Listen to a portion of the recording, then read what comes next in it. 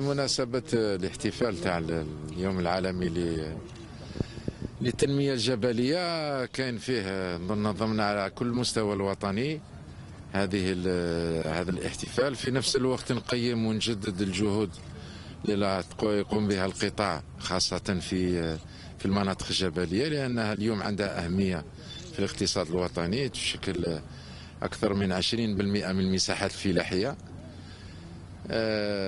70% من المساحات الغابية موجودة، وكاين أكثر من 300 ألف مستثمرة صغيرة في الكثير من الأحيان، وحتى مربين صغار في هذه المناطق. كاين الكثير من المجهودات المبذولة في إطار الخماسي اللي فات والخماسي الجاي في لتطوير الفلاحة الجبلية، لإعطائها نظن مكانة جديدة في عدة أصناف وعدة منتوجات فلاحية، كما التين، كما كل المنتوجات اللي مرتبطة بالجبال، كما زيت الزيتون، الرمان، كل المنتوجات اللي عندها اليوم خصوصيات في هذه المنطقة. أيضا تربية الحيوانية اللي عندها حصة خاصة في هذا المجال. هذا هو نظن أهم الهدف لهذه الزيارة. تسمسيلت 70% من المساحة تاعها هي مساحة جبلية وشبه جبلية، لهذا اخترنا من هذا الموقع أننا أيضا نقيم الأمور في هذه الولاية. Autant que le secteur donne plus d'importance. Oui, on est en train de donner de l'importance à ces zones de montagne parce que, comme je l'ai dit, plus du tiers des exploitations agricoles aujourd'hui se trouvent dans ces zones-là. Il y a des spécificités, il y a beaucoup de produits qui sont presque spécifiques aux zones de montagne, comme l'oléiculture, comme la figue, comme beaucoup de produits aujourd'hui, la cerise, l'amandier. Et c'est des produits aujourd'hui qui doivent trouver aussi leur marché et qui en même temps peuvent par leur spécificité permettre à ces petites exploitations et à ces petits éleveurs de pouvoir augmenter leurs revenus, y compris créer de l'emploi dans ces zones-là, valoriser ces produits. Donc à la fois on essaie de préserver bien sûr ces espaces, mais leur donner aussi une chance de développement. معالي الوزير، المناطق الجبلية أو فيها منتجات جبلية خاصة ونحن بولاية تسمسيس، وأكيد هذه المناطق الجبلية هي كذلك مهددة ببعض الأخطار مثل الانجرافات، مثل تعرية التربة، فهل هناك برامج موجهة خصيصا لحماية المناطق الجبلية؟ كاين الكثير من البرامج اللي اندارت وما زالت في طور التنفيذ، خاصة بفك العزلة حتى الاقتصادية، خاصة أيضا بحماية هذه المناطق من كل العوامل اليوم الطبيعية اللي تهددها. في نفس الوقت أهم نظن المحور هو محور اقتصادي، لأن كل هذه الأعمال ما يكونش عندها معنى ولا ما تكونش محورها حول المحور الاقتصادي، وخاصة الحماية الأولى اللي لازم نحطوها هو الحماية حول الفلاحين، حول الموالين الصغار الموجودين في هذه المناطق. هذا هو المحور الأساسي اللي رانا نعملوا فيه في كل المناطق الجبلية، من جبل الدوخ حتى الطرارة ونفوتو من كل هذه اليوم الجبال الموجودة في الشمال، وأيضا المناطق الجبلية موجودة حتى في الصحراء، يعني ماهوش غير المناطق الجبلية منحصرة إلا في الشمال. مع الوزير، هل هناك برنامج لإحلال البذور محليا وتعويضها يعني إحلال البذور، يعني نجيبوها من منطقة يعني باش نستغنوا عن البذور اللي تجي من الخارج؟ لا، نظن هنا الإشكالية ماهيش بهذا الطرح. المناطق الجبلية معروفة منذ العصور أن عندها أصناف، حتى في الأصناف المعروفة من المنتوجات عندها أصناف خاصة، ولا راك في الزيتون راك في صنف أزجار، ولا راك في الرمان عندك الرمان تاع السهل، وعندك تاع المناطق تحت، وعندك تاع المناطق الجبلية.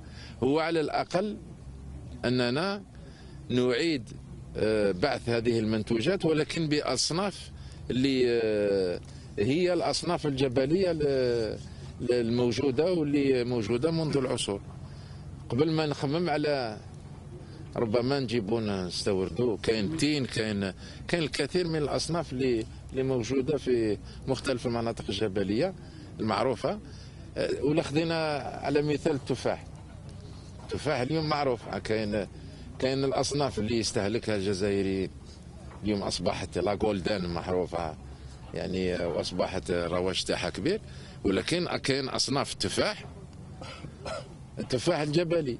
ولا خذينا العنب كيف العنب كاين اصناف جبليه من جهه معسكر، من جهه مديه، من جهه اللي اليوم ربما راهي تنقرض، لان رانا في بعض الاحيان ندخلوا اصناف اللي كانت في مناطق السهليه ندخلوها في مناطق جبليه، ونضيعوا ربما هذه الاصناف اللي كان عندها الذوق، عندها النوعيه. بالك الشكل نتاعها ماهوش الشكل اللي اليوم نعرفوه في المناطق الاخرى. كيف تقيمون مساهمه السقي التكميلي كاسور دابوان يعني في ضعف الانتاج المحلي؟ لا، السقي التكميلي يلعب دور كبير، لان في الكثير من الاحيان يجيب نتيجه من جهه المردوديه. رانا في منطقه هنا، منطقه اللي خاصه في بعض المناطق تاعها فيه نشاط حول الحبوب، حول ايضا البقوليات ولا منتوجات اخرى. في الكثير من الاحيان العام يكون مليح ولا ماهوش مليح، وكل الاشياء يعني هي مرتبطه بهذا السقي التكميلي اللي يجي ربما يامن الانتاج في هذه المناطق. وكاين ايضا كل التقنيات الاخرى في المناطق الجبليه للسقي عن طريق الساقيه، عن طريق مختلف التقنيات اللي تسمح ان الانتاج يكون نوعا ما يسمح للفلاحين يكون عندهم مردوديه، ويكون عندهم دخل اللي يساهم في امنهم الغذائي، ويقدر يساهموا ايضا في منتوجات اللي تكون عندها النوعيه اللازمه في السوق. L'horizon c'est un horizon aujourd'hui du quinquennat. Il faut que nous arrivions à converger tous les efforts qui ont été faits. Je vais vous donner un chiffre simple. Depuis pratiquement plus d'une quinzaine, nous sommes dans les 3 quinquennats, nous avons réalisé 12 000 kilomètres de pistes de désenclavement, entre pistes forestières, pistes agricoles. Ça fait qu'il y a un effort très important. Il y a plus de 7 000 projets qui ont été faits spécifiquement dans les zones de montagne, où on a fait des plantations. Les plantations aujourd'hui, nous sommes à près de 700 000 hectares avec... il faut compter au moins dans les zones de montagne 150 000 hectares, rien que pour le rustique, l'olivier, le noyer, bon. Il faut que tous ces efforts convergent pour qu'on puisse avoir, nous l'espérons, des zones de montagne et des espaces montagneux qui ont retrouvé leur vitalité, qui ont retrouvé un avenir économique et qui sont aussi compétitifs, productifs dans les domaines où elle excelle. Il y a un travail que nous sommes en train de faire aussi, c'est de labelliser les produits, d'essayer de les différencier, de leur donner une chance aussi économique. Si on prend le cas de la figue de Beni Maouche, ou d'autres produits qui viendront se greffer à ce type d'exemple, ça permet de donner à ces zones aussi une chance économique. Dans la production animale, la même chose. Dans la production animale, nous avions des espèces qui étaient montagneuses. La barbarine, on avait un certain nombre d'espèces, la berbérine. On avait un certain nombre d'espèces animales qui, si on est fait le bovin, on a fait le charfa ou dans un certain nombre d'espèces, il faut pouvoir les redévelopper dans leurs espaces. On laisse les espaces de plaine, mais les espaces de plaine, ils ont leurs espèces et ils ont leurs spécificités.